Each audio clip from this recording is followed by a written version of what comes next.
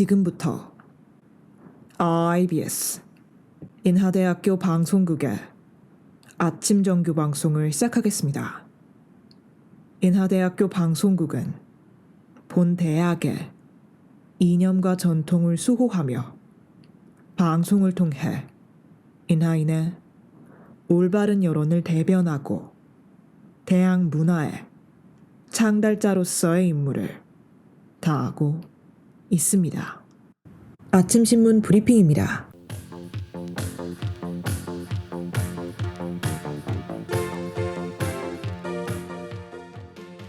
어제자 조선일보 헤드라인 기사입니다. 정부가 코로나 백신 접종률을 끌어올리기 위해 접종 완료자에게 각종 인센티브를 주는 방안을 마련합니다. 중앙사고수습본부는 지난 24일 코로나 예방접종 인센티브 세부 내용을 이번 주 중 확정해 안내할 예정이라고 밝혔습니다. 백신을 맞은 사람들에게는 5인 이상 사적 모임 금지 조치를 완화하고 오후 10시 이후 다중시설 이용 제한을 푸는 것이 해당 내용입니다. 더불어 접종 완료자가 복지관, 사회시설을 이용할 때 이용요금을 할인해주거나 우선 사용권을 주는 방안도 검토 중입니다. 전해숙 백신치료제 특별위원회 위원장은 백신이 낭비되면 안 되니 자발적으로 백신을 맞으려는 이에겐 연령 제한을 풀자는 말도 나왔다고 전했습니다. 그러나 한국사회 여론연구소가 실시한 여론조사에 따르면 백신 인센티브 부여에 반대한다는 의견도 39.9%에 이르는 것으로 나타났습니다. 어제자 중앙일보 사이면 기사입니다. 법무부가 6대 중요범죄에 대한 검찰의 직접 수사 기능을 크게 약화하는 내용의 조직 개편을 추진합니다. 본 개편은 일선 지방검찰청 형사부가 6대 범죄 수사를 개시하기 위해선 사전에 검찰총장 또는 법무부 장관의 승인을 받아야 하는 것이 핵심입니다.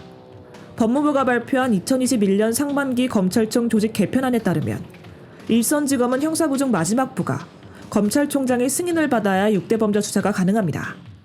또한 그 아래 지청의 경우 검찰총장의 요청과 법무부 장관의 승인을 받아 임시조직을 설치해야만 6대 범죄 수사 개시가 가능하도록 했습니다.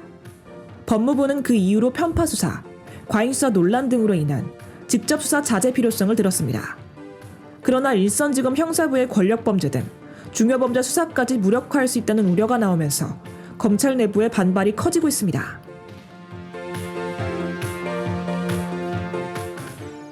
어제자 한겨레 사회면 기사입니다. 정부가 P4G 서울 정상회의 개최에 맞춰 24일에서 31일을 녹색미래주간으로 정했습니다. 이 기간에는 기후위기 대응 최전선에서 활동하는 전세계 전문가와 학자들, 글로벌 기업인들이 한국과 화상으로 연결됩니다. 지난 24일 탄소 중립실천 세션에는 세계 도시들의 탄소 중립실천 사례가 공유됐습니다. 또한 31일 공개되는 자원순환 경제 세션에는 제임스 퀸시 코카콜라 대표가 영상 메시지를 통해 친환경 소재 개발 계획을 밝힐 예정입니다. 이외에도 시민사회 세션, 생물 다양성 세션, 녹색 기술 세션 등 다양한 세션에서 해당 분야의 유명인들이 패널로 참석해 기조연설을 하게 됩니다. 지금까지 아침 신문 브리핑의 이유진이었습니다.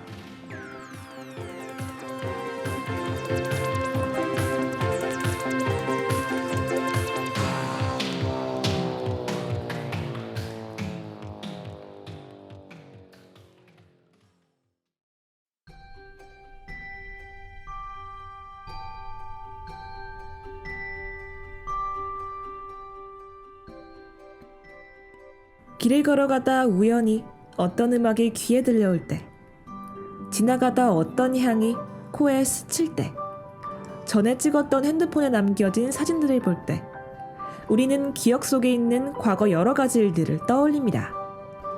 왜 사람은 추억을 먹고 산다는 말이 있잖아요.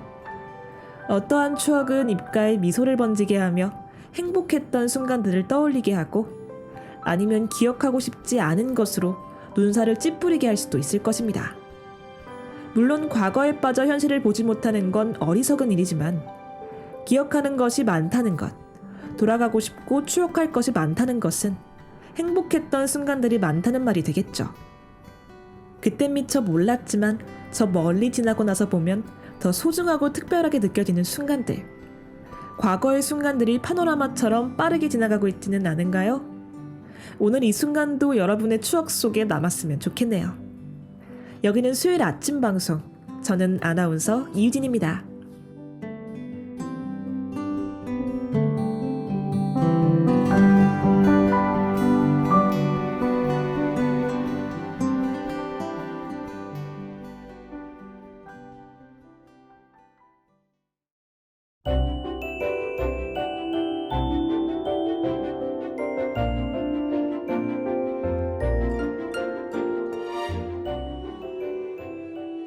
무대 위의 화려한 연출과 아름다운 넘버들, 좌중을 압도하는 배우들의 춤과 연기, 이성보다는 감성이, 정형보다는 정열이 가득한 낭만적인 공연물 뮤지컬.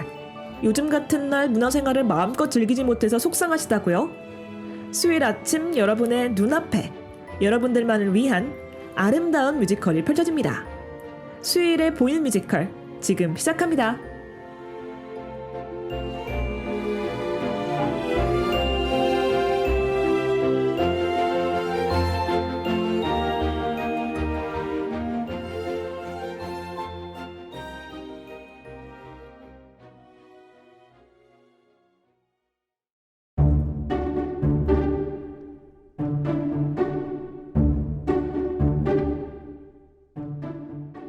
모두들 오고 계신가요? 저는 오늘이 여러분과 함께하는 마지막 뮤지컬이어서 그런지 설레는 마음에 일찍 도착해버렸네요. 먼저 여유있게 공연의 설렘을 즐기고 있을 테니 안전하게 천천히 오시면 될 것 같습니다. 오늘은 그 어느 때보다 볼거리도 더 많고 더 흥미로운 뮤지컬을 예매했어요. 어떤 이야기를 담은 뮤지컬인지 간략하게 줄거리를 소개해드릴게요. 천재적인 예술적 재능을 지녔으나 흉측한 얼굴을 가면으로 가리고 사람들을 피해 오페라 하우스 지하 은신처에 숨어 지내는 팬텀의 이야기입니다. 주인공의 이름을 실수로 말씀드려 뮤지컬의 제목이 무엇인지 아셨을 것 같은데, 네, 바로 뮤지컬 팬텀입니다. 관람전 뮤지컬 팬텀의 관전 포인트에 대해서도 콕 집어드릴게요. 첫째, 주인공 팬텀의 이야기에 집중하고 있어요. 원작인 오페라의 유령 속 팬텀이 광기를 띠며 사랑에 집착하는 존재였다면 팬텀에서는 팬텀, 즉 에릭의 인간적인 면모가 도드라진다고 합니다. 둘째, 아름다운 발레 안무. 과거 부모의 이야기로부터 비롯되는 고통 속에 버려진 팬텀의 운명의 긴 서사를 아름다운 발레 안무로 압축했다고 해요. 셋째, 다양한 넘버와 다양한 볼거리들. 여러 가면을 보는 재미와 화려한 무대 연출까지 준비가 되었다고 하니 얼른 뮤지컬을 보며 같이 확인해보자고요. 방탄소년단의 버터 듣고 와서 일부 공연 본격적으로 시작할게요.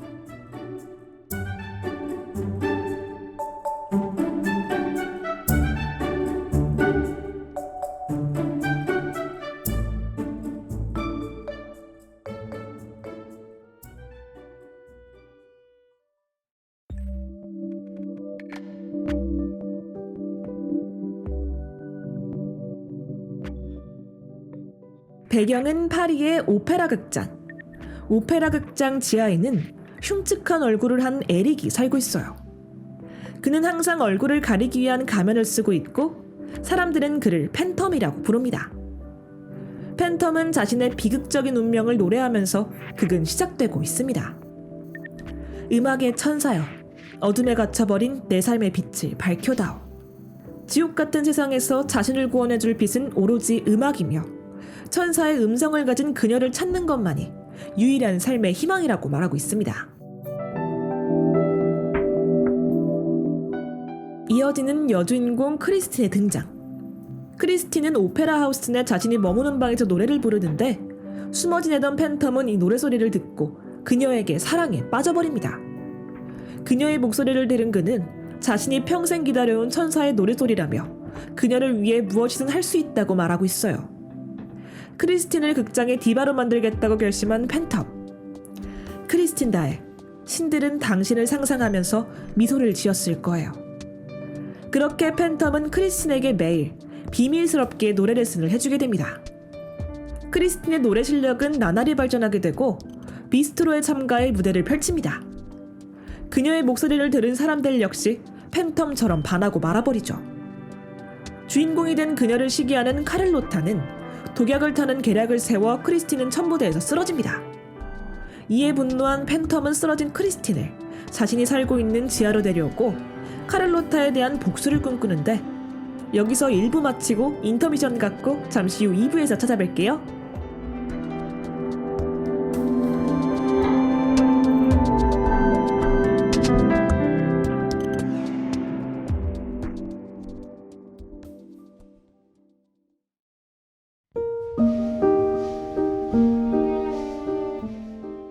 (2부가) 시작됐습니다. 2부에서는 본격적으로 팬텀의 서사가 전개된다고 합니다. 1부에 이어 눈을 뜨게 된 크리스틴은 자신이 있는 곳이 어디인지 의아해하고 있어요. 팬텀은 이곳이 자기가 숨어 지내고 있는 장소임을 말해주며 크리스틴의 복수를 위해 카를로타에게 갑니다. 그 사이 오페라하우스의 담당자 카리에르가 크리스틴을 찾아와 도망가라고 말하고 있어요. 하지만 크리스틴은 이를 거부하므로 카리에르를 통해 팬텀의 과거에 대해 듣습니다. 팬텀의 가면 벗은 모습을 본 사람들은 모두 그를 떠났지만 크리스틴 자신은 그렇지 않을 것이라며 팬텀에게 얼굴을 보여달라고 부탁하고 팬텀은 용기를 내어 가면을 벗는데, 그러나 역시 그녀도 다를 바 없었습니다. 소리를 지르며 입고 있던 가운까지 벗어던지고 도망을 치는 크리스틴.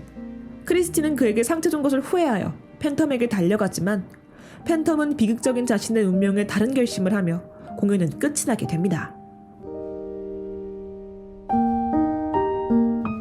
뮤지컬 팬텀은 소설 오페라의 유령을 원작으로 한 작품으로 그동안 다른 작품에서 조명받지 못했던 팬텀의 비밀스러운 유년 시절을 깊이 있게 다루고 흥미로운 캐릭터와 장면들을 추가해 스토리를 더 알차게 완성시켰습니다. 팬텀은 1991년 브로드웨이에서 초연했으며 한국에서는 2015년에 첫 선을 보였는데요. 한국 초연 당시 뮤지컬의 결정판이라는 찬사를 받았습니다.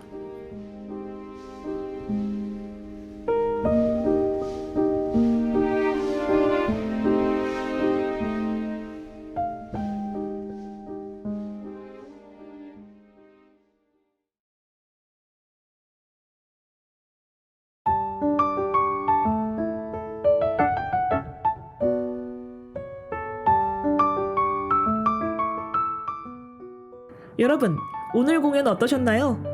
알려드린 관전 포인트들도 잊지 않고 확인해 보셨죠? 어떻게 만족하실 만한 기억에 남을 공연이 되셨는지 모르겠어요. 배우들의 의상, 소품 등이 매우 풍성해서 한 장면 한 장면의 모든 무대가 굉장히 화려한 걸 느낄 수 있었는데요. 그 이유는 바로 같은 무대 속에서 다른 사건을 표현하는 부분이 많았기 때문입니다.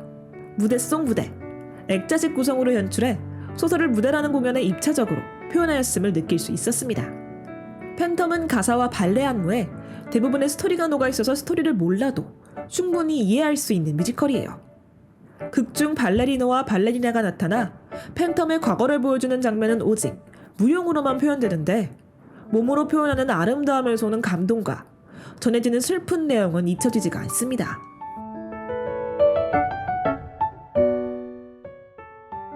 팬텀이 왜 종합예술이라고 평가받는지 이해가 되네요.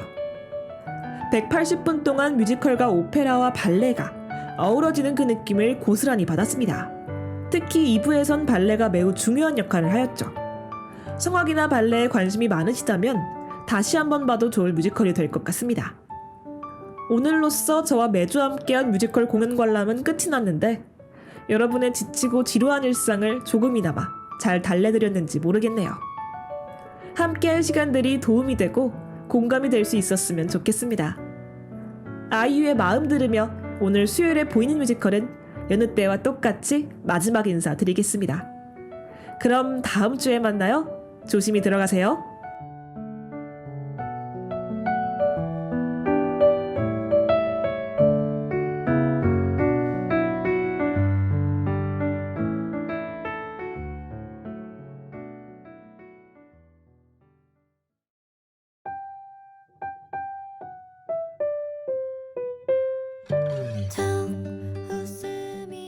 지금까지 제작의 이단비, 기술의 김유진, 진행의 전 이유진이었습니다. 고맙습니다.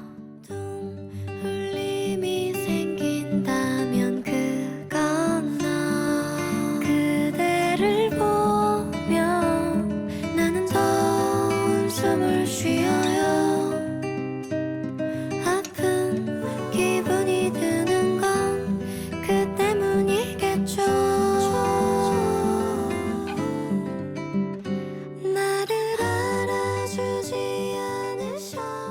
되어 찾아오지 않으셔.